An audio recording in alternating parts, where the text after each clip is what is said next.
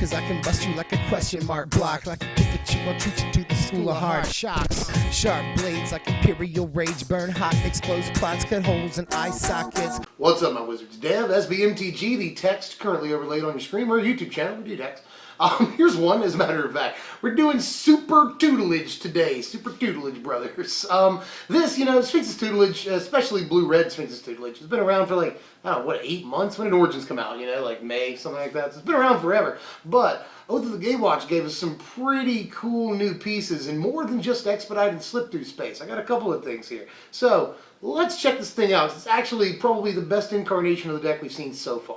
Rather than do a double deck tech like I've been doing lately, I'm just going to go through the competitive version, and anytime I hit a card that costs really any amount of money, I'm just going to tell you what you could sub in instead, including a guy who I get that request for a lot. You'll see. Let's go. I'm going to switch it up on you. Do the enchantments first. I never do that. But the enchantments are important because it's the whole reason we're playing the deck. We're playing 4 copies of Sphinx's Tutelage, which I will talk about an awful lot throughout this thing. But, Sphinx's Tutelage, you guys, really, really good when we have multiples out. I see some Sphinx's Tutelage decks that only play like 2 or 3. I'm going the full Monty here and playing the playset because multiples out are so good. Sometimes 2 of them out is GG's. If you just play like 1 or 2 spells. So definitely gonna do the whole playset of this. 4 copies, finish off the enchantments while we're here. 4 copies of Oath of Jace in the deck. These Sphinx's Tutelage decks of old, of yore, would play Monastery Siege in this very slot. A play set of that, it's still a 3-mana enchantment that draws cards, we discard things. This is way, way better. We get 3 turns worth of Monastery Siege value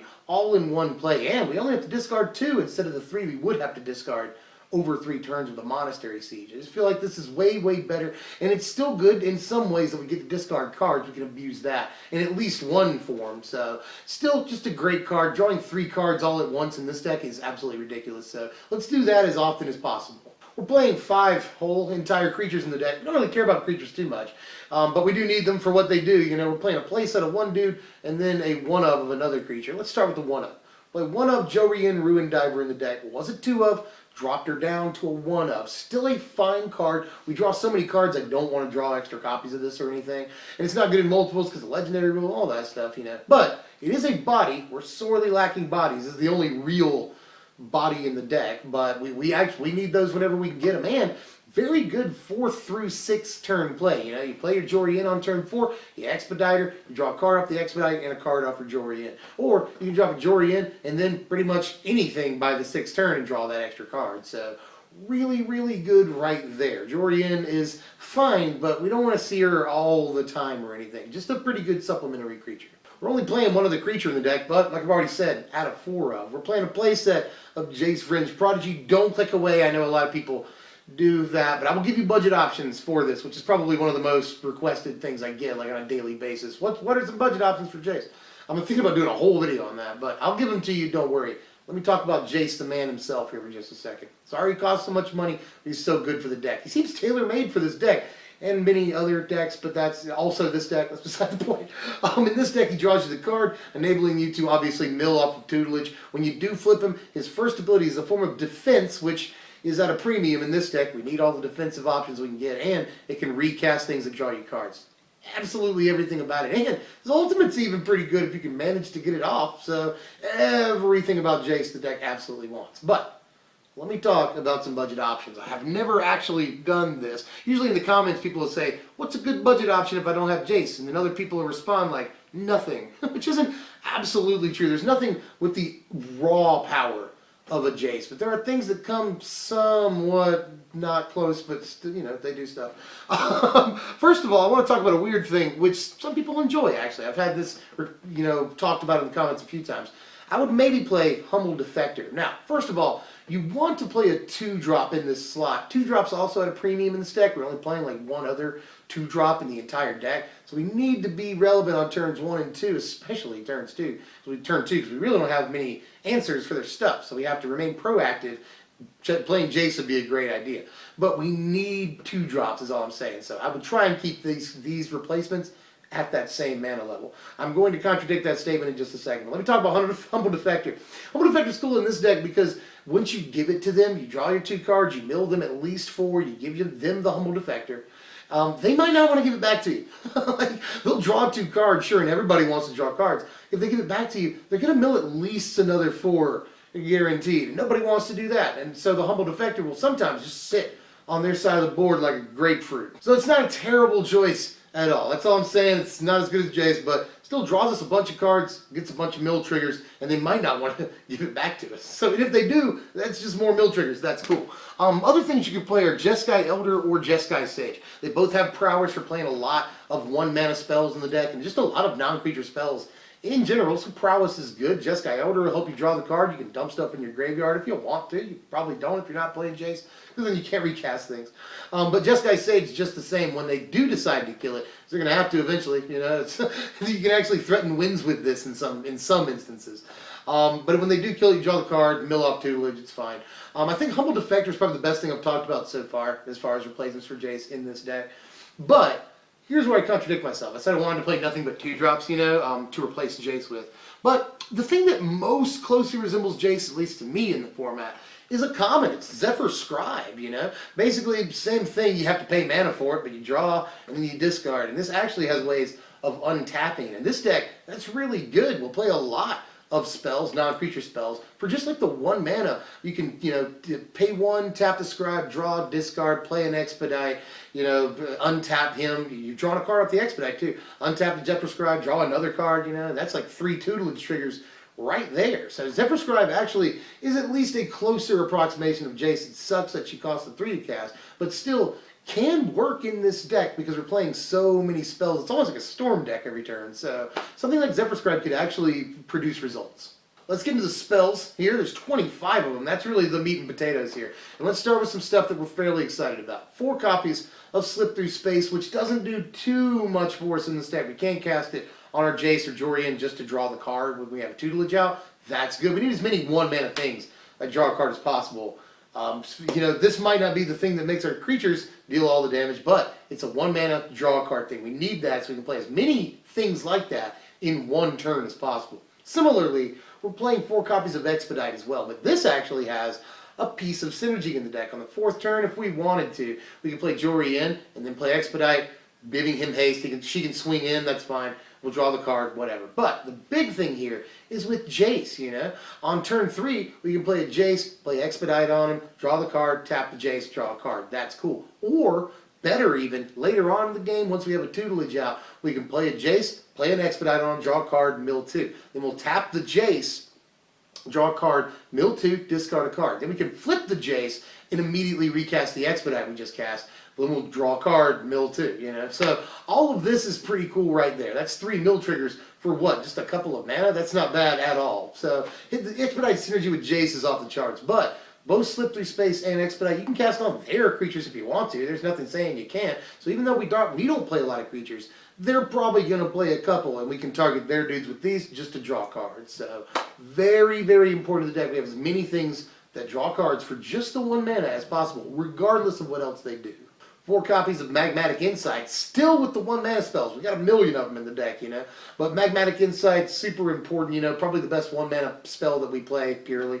That draws us cards, at least. There is a better one that doesn't draw us cards. In fact, the only thing that doesn't draw us cards. But anyway, I'll get to it just a second. Magmatic Insight, really, really no-brainer card, you know. Discarding a land is not hard at all. That's 2 Sphinx's tutelage triggers right there, just for the 1 mana. So I think that if we're going to play literally anything besides Sphinx's tutelage in a blue-red Sphinx's tutelage deck, we probably start here. So definite yes. The other 1 mana thing we're playing is the only thing in the deck that doesn't draw cards. I've already mentioned that. We got 2 copies of Dispel. Incredibly important card, hear me out. A lot of people already know how good Dispel is. It's seeing a lot of main deck play right now.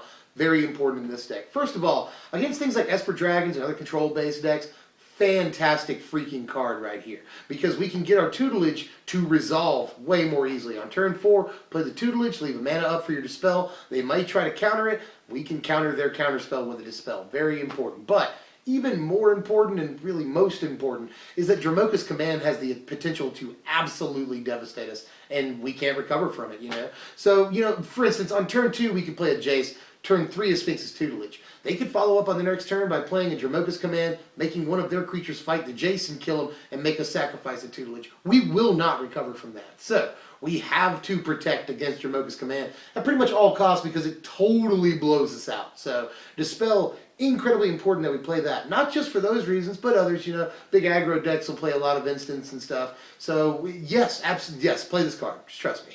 Into the only 2-drop spell. We're playing 4 copies of Tormenting Voice. And like I've said, 2-drops are kind of, we have a shortage of 2-drops, and we play all the ones we can. This is probably, besides Jace, the best 2-drop we can possibly play in the deck. Again, 2 Sphinx's Tutelage triggers is just about all we care about, just for the 2 mana. So, again, no brainer. All the red-blue turbo Tutelage decks have played this card and Magmatic Insight at a 4-up. We're going to do the same thing here. I think history has taught us that lesson. Here's a weird card, something else new from Oath of the Gatewatch. 3 copies of Grip of the Roil, which has been a freaking all-star. This card is actually really, really good. For 3 mana, we can play something and then the Grip of the Roil, tap down their biggest creature for up to 2 combat steps, and draw a card getting a Tutelage trigger. So many good things about this. We need a little bit of tempo. It acts as a form of removal for at least a turn or 2. You know, locking things down in this deck for 2 turns is sometimes literally all we need. So, just Grip of the Roil has been fan-freaking-tastic. Drawing us the card is great. The Tutelage trigger is good off of that. Taking down their biggest creature is good, you know, for a turn or 2. So, Grip of the Roil, yeah, I totally suggest playing this. You know, I had it in the sideboard for a while. Then started noticing that I was citing it in literally every game. So, try Grip of the Roil out. Let me know what you think, because actually this card's been really good. And to finish off the spells, 4 copies of Treasure Cruise. Yet another no-brainer inclusion in the deck. We're playing so many, like, 1-mana things, you know, that we should do this. And we're even playing some fetch land, Evolving Wilds, you know, which you don't have to play Evolving Wilds. I'll get to that when we get to the lands, but I just really want to fuel Treasure Cruise as easily as possible, and I want to play the play set, so I'm playing Evolving Wilds. But anyway, beside the point. We will be able to get this for 1 or 2 mana like 90-some-odd% of the time. Even if you have to pay 3 mana, it's still 3 cards. That is mill 6 guaranteed, if not 10 or 12 or more, you know. So again, just sort of in the shell of the deck, it's like Tutelage, Magmatic Insight, Tormenting Voice, Jace, this. Definitely part of the shell no matter what. So play it. It lands in the deck, and you don't have to get as fancy as I've gotten here. You just play 4 Shivan Reef and then a bunch of islands and mountains. If that's what you want to do, that's totally fine. I don't have any qualms with that. But I like to get a little funky sometimes. Here's our sideboard right here. We're mostly trying to deal with aggro because aggro completely obliterates us game 1 and has the potential to do it games 2 and 3. We have terrible match against aggro. We're trying to fix that. A full play set of Fiery Impulse, you know. We've got Radiant Flames in there, which even though we're only playing a 2-color deck, we see that, for instance, Kozilek's Return. People play that. It wipes the board of most early game creatures. Same thing with this, you know, only with 2 damage, we can wipe the board of a lot of early game creatures. And we're sort of at a premium for mass removal sweepers, so even just 2 damage off of Radiant Flame sometimes is exactly what we need, especially against the Atarka red decks that just so completely destroy us. Here are the power rankings for the deck. A final score of 63, which, you know, don't take that too much to heart because honestly, this deck is weird to score, as most combo decks are. It's a very traditional scoring system that scores traditional decks in a traditional manner. Tradition. This, not a very conventional deck at all. I switched words. But not a very conventional deck by any stretch or any measure, you know. So it's kind of weird to grade on this system. And yeah, there are some things that stand out there. The resiliency is because of Jace. Shouldn't be a very resilient deck at all. We should get blown out quickly. But Jace makes us way, way more resilient. And the offense, I'm counting milling cards as offense. That's why that number looks pretty high. But in any case, just I wouldn't pay too much attention to the scores of a combo deck most of the time because it doesn't score the same way as other decks. As far as cost, there's a massive disparity in the cost of the deck depending on whether you go Jace or no Jace, you know. If you do include Jace, the deck's going to cost you about $270. That's a lot. Anywhere between $275 really and about $300 the deck's going to cost you. That's a fair little pinch, but if you decide not to include Jaces in the deck, you could spend as little as $20 on the deck. Sounds pretty good to me, right? It's not bad at all. The things that's going to cost you like the most in that situation is like, what, Sea Gate Wreckage? It's not a really hard deck to build in any way if you take out the Jaces, but I do recommend, for the record, that you get the Jaces because they are just absolutely ridiculous. Go. That's all I got for now. I'm not going to tell you what I'm thinking about doing next time. I'm much more interested in what you want me to do next time. I am working on like 6 different things right now. Actually, more, like way more. But still, I'm working on a lot of stuff right now. But I'm really interested in what you want to see. And if you can't wait for the next video to come out, you can always check out some of these fine videos that I've worked very hard on since Oath of the Gatewatch came out. All of them I'm kind of proud of, at least a little. They're my babies. So check those out. And of course, if you enjoyed this content, smash the thumbs up button. That's important to me. Like, share, comment. I want to know how you felt about it. I know a lot of people love Sphinx's tutelage. I think Super Tutelage is actually the best incarnation we've seen so far. And sub if you're new. If you haven't done that yet. I'm Dev from SBMTG. As always, thanks for watching, my wizards.